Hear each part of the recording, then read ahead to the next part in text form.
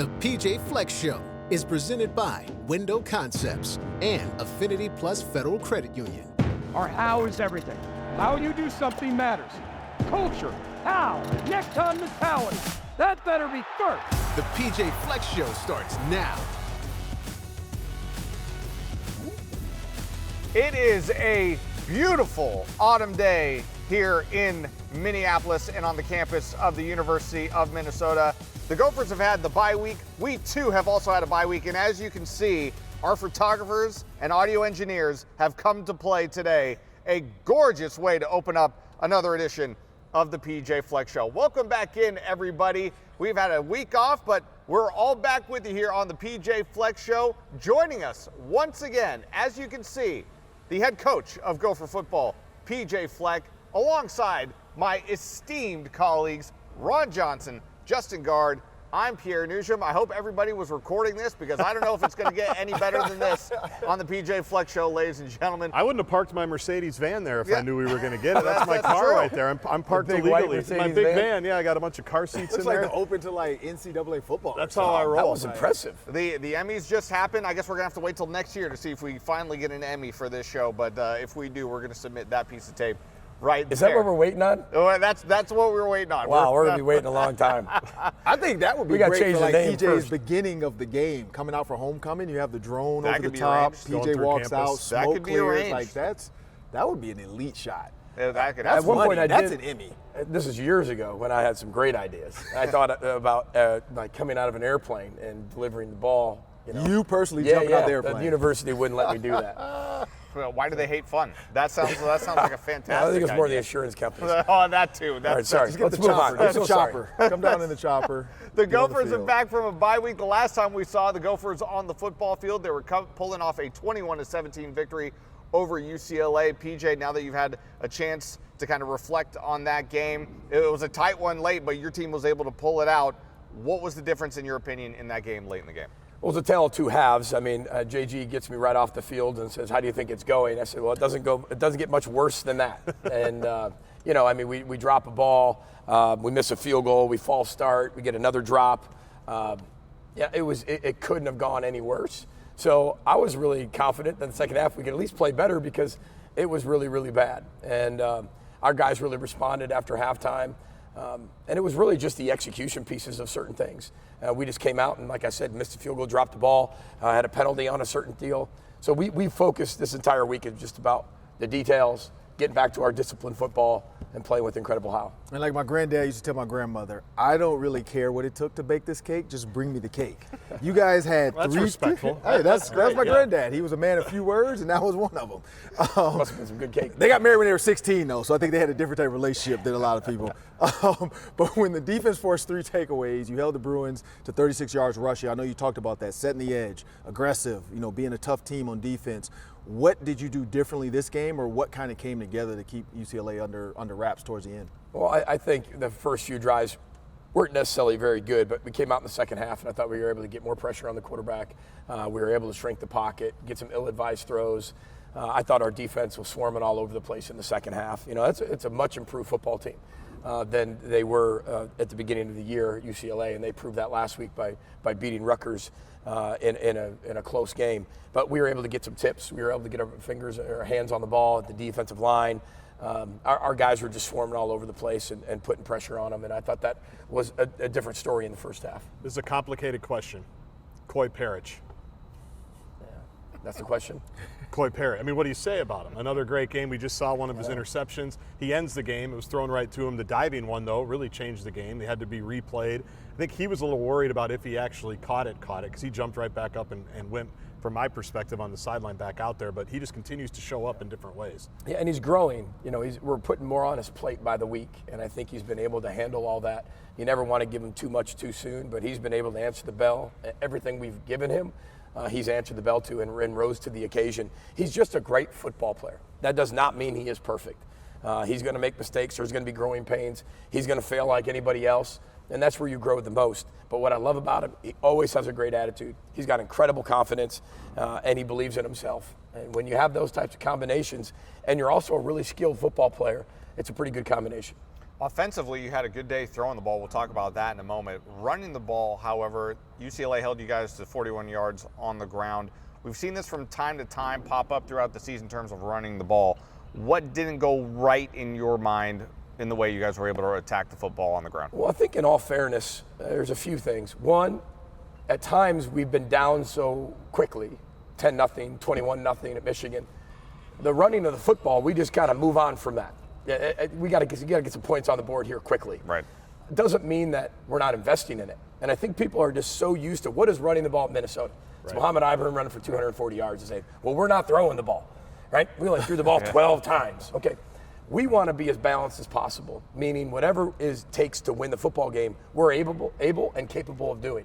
And I think our team has been able to show that. We can throw the ball to run the ball, right? We can throw quick game that we haven't been able to do in the past. Max we can run the ball through the air, which is something we necessarily haven't had over the years. True traditional running the ball was running the ball. True throwing it was based on an RPO or a play action pass. We have a complete system this year. So it's going to look different than maybe what Minnesota teams have looked in the past, but it doesn't mean that the mentality and the philosophy's changed. It's just we're getting to it a little differently. And we're playing some really good defenses. Yeah. Yeah, when you look at, you brought this up, drop passes, the early on, if some of those passes are caught, Max Brosmer threw for 70% completion. He probably is in the 80s. Yeah. Really good read option up the seam, hit the guy, or I don't know what you guys call it, but he kind of read it, saw it, threw it up the seam, perfect second layer throw. Tight end drops it. One on the sideline, same thing, receiver drops it. Max Brosmer, 2 touchdowns, 70%. What more, have we even seen the level of which he can play at? No, he can play at a higher level, and he knows it. He's a really, really strategic football player. He's got great poise in the pocket.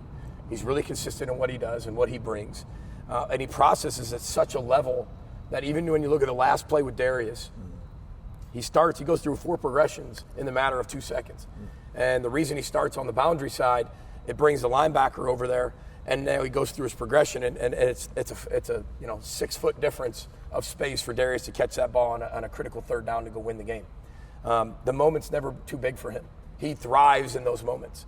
And I think that he's always been an overachiever, and he's always been somebody who has to go out and prove themselves to himself. He's not proven to anybody that he's good enough. He knows he's good enough.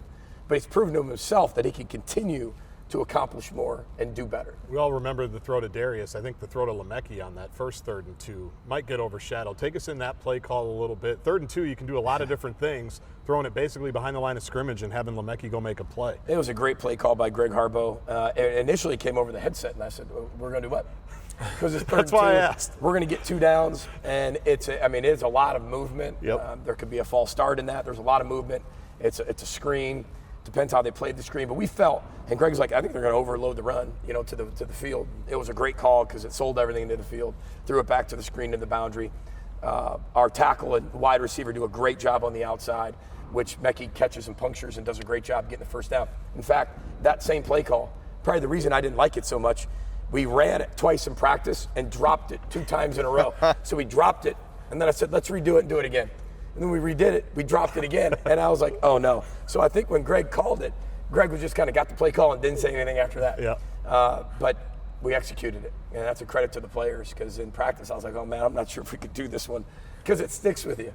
And I'm just glad we were able to execute it. Good call by Greg. So there are no kickers here on this set. Pierre plays soccer, which I think we'll say we will played count it last that. night. That's as close to a kicker as Exactly. I don't think you us. kicked. You despise kickers, unfortunately. I like I kickers. don't understand. But with Dragan Kesic, obviously Big Ten kicker of the year a year ago, we saw him essentially never miss. He's had some misses this year. Sure. So what do you think has gone into those? What's been the difference this year? Yeah, I don't think I've ever seen a field goal kicker that hasn't missed, ever. Field goal kickers do miss. Quarterbacks do throw incompletions. Running backs at times put the ball on the ground. It's part of the game. Unfortunately, he had a few that we weren't able to execute that were in some critical moments, but he's learned from a lot of that. That doesn't mean he's going to be, okay, I learned from that, I'm going to be perfect now. Right.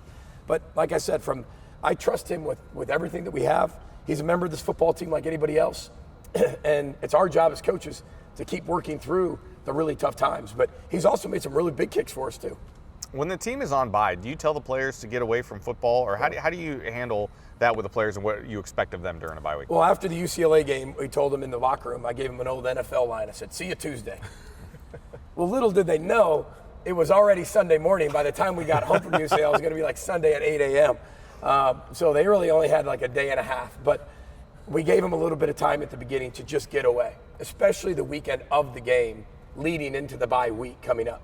And I think that was critical for us because you see a lot of each other for the last 12 weeks. And I think it was important for us to separate a little bit, really just kind of decompress. And they came in Tuesday ready, hungry to practice. We were able to rest some guys Tuesday, Wednesday, Thursday, practice a lot of the younger guys, which was critical for us, and then give them some more days off on Friday and Saturday of the next week. And then we've had a great day today. And when you look at the team right now, 7 games down, 5 to go, what is kind of the state of the team where you see it right now?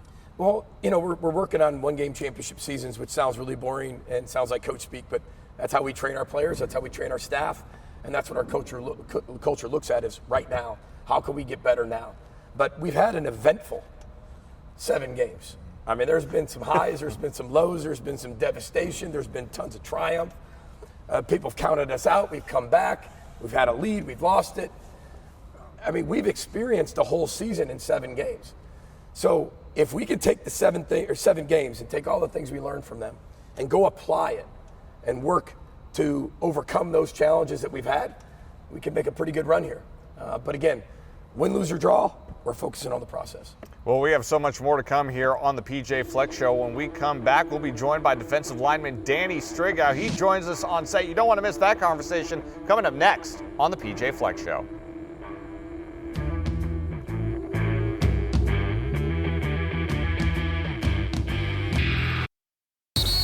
You're watching the PJ Fleck Show. Welcome back into the PJ Fleck Show, everybody. Joined now here on set by a very special guest, defensive lineman Danny Striggow here with us. Danny, we appreciate you taking the time. Thanks for being with us. Thanks for having me. I want to start with how you guys played against UCLA. You forced 3 turnovers in that game. For the second straight week, you hold your opponent to just 17 points. What is clicking so well with this unit right now? Yeah, I think one of the things is that, at least coming from a defensive line standpoint, you know, guys are really seeing how they can play and, you know, what they can do to affect the game. And I think you see that in the interior. You see Devin Eastern tipping the ball up and Cody coming down with it, and Cody almost having 2 interceptions just in UCLA alone. But guys are really understanding, you know, how they can affect the game just by doing their job and then working as not only a defensive line unit, but a defensive unit, and it's really starting to click. Were there any differences? Obviously, you had the same defensive coordinator for your entire career until this last year. Coach Heatherman comes in.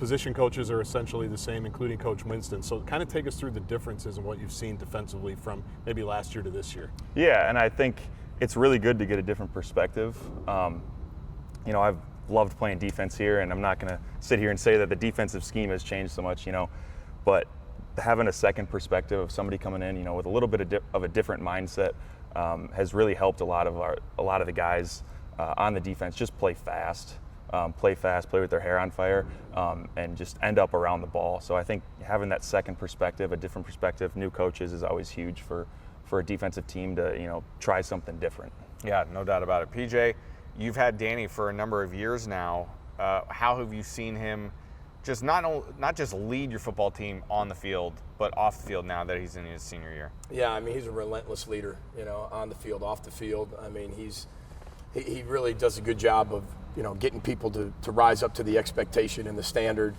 every single day within our building. But he does so much work with Special Olympics off the field. And, I mean, our guys, we challenge them to make your life about serving and giving. Make your life about something bigger than just you. Right? To do it for a bigger cause. And he's a prime example of that. I mean, he's always serving and giving. He's always where he, you know, Children's Hospital to Special Olympics to anything that we do as an organization, he's the first one to volunteer for it. And I say volunteer because community service is service. It's volunteering. Our players still do that. A lot of guys don't get paid like they do around the country for community service because I really believe it should be voluntary and it should be just that, service. And he's a great representation of that. How has that part of the program, Danny, impacted you personally? Yeah, I think as, you know, been here for 5 years now, so I've got to see a thing or two. But I think as the years have gone on, it's really broadened my perspective of, you know, what this program can and has done for me. You know, with Special Olympics, it's been huge because, you know, from high school, my role kind of changed moving into college. The schedule gets a little bit busier in college with football and with, academics and trying to fit things in there. So, being able to work with Special Olympics still and having them kind of adapt how they do things so that I can still be involved has really been big for me. Last night, me, Dragon, and Max all went to their last flag football practice at the stadium, and that was a blast just to see, they go out and play flag football for 45 minutes, and people all around the university community get together. So it's really cool to be able to, do that myself, and then being able to take some guys with me and show them what the unified movement's all about. I have a sister that played volleyball, brothers that wrestled or are currently wrestling. You wrestled. So 3 brothers that wrestle. Is anything in your childhood home intact? Yeah. Like how frustrated were your parents? They've been fixed. They've been repaired? Yeah. A lot of repair jobs. I mean, I have 2 young sons. You have boys. Pierre, maybe one day, buddy. One day, we'll get there. But it's all about keeping the house intact. So what was that like growing up in that house? It sounds busy and possibly dangerous. Yeah, we had wrestling mats in the basement. I won't say that we always made it there. It was, it depends on how heated things got. It's right here on the hardwood floors. But yeah, it was anytime, anywhere. Take it outside.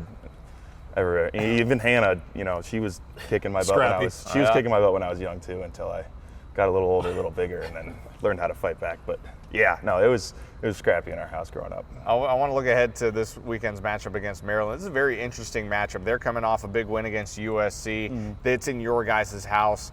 2 teams that are kind of feel like in a similar boat. How intense is this game going to be on Saturday, and what kind of challenge does Maryland pose? Yeah, they've got a lot of speed on the outside. Great receivers. A quarterback that can get the ball, down the field, whether it's with his own legs, handing it off, or being able to get the ball in the air. And so they pose a lot of threats to us. So, it's being disciplined, being detailed, having our eyes in the right spot and making the play when it comes your way. During the bye week, did you show PJ a thing or two about playing Call of Duty at all?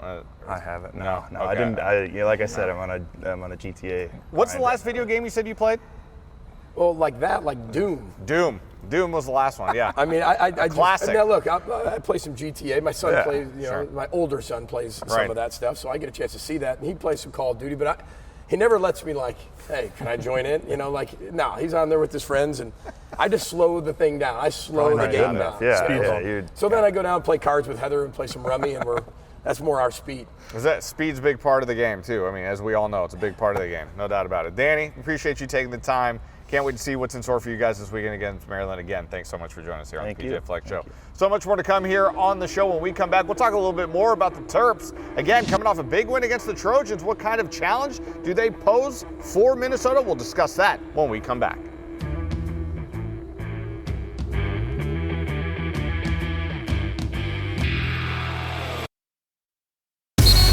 Welcome back to the PJ Fleck Show.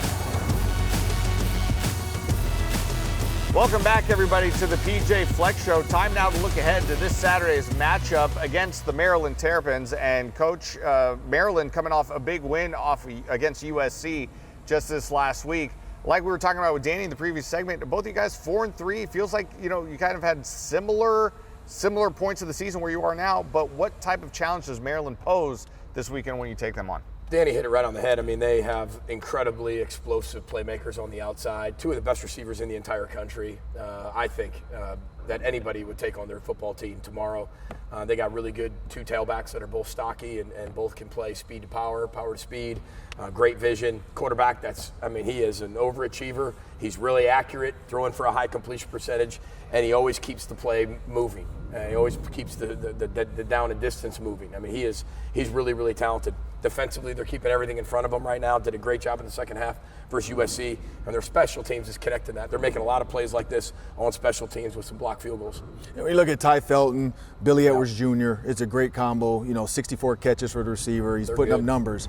How do you talk to your safeties, one, about not letting them get behind you, and then eliminating the big play from the quarterback? Yeah, I mean, they're going to get their touches. I think ever since Loxley took over, too, 10-1 are getting way more footballs.